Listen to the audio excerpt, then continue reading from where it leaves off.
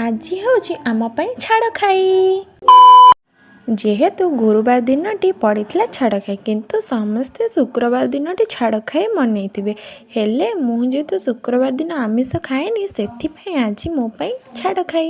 ତ ସକାଳୁ ସକାଳୁ ବାପା ଆଜି ଫୋନ୍ କରି ତାଙ୍କ ପୁଅଙ୍କୁ କହିଲେ, ଛାଡ଼ ଖାଇ କିଛି ଆଣିବୁନୁ କି?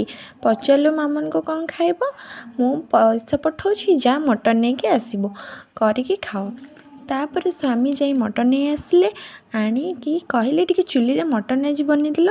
ହେଲେ ଠିକ୍ ମଟନ୍ କରିବା ଟାଇମ୍ରେ ମୋ ପେଟ ଗ୍ୟାସ୍ ହେଇ ବାନ୍ତି କରି ଭସେଇଲି। ତ ସ୍ୱାମୀ ବାଧ୍ୟରେ ଯାଇ ମଟନ୍ କରିଲେ। ମଟନ୍ କରିବା ଭିତରେ ବାପାଙ୍କର 100 ଥର ଫୋନ୍। ତା ବାନ୍ତି ଭଲ ହେଲା ନା ନାହିଁ, ସେ ଉଠିଲା ନା ନାହିଁ, ଖାଇଲା ନା ନାହିଁ।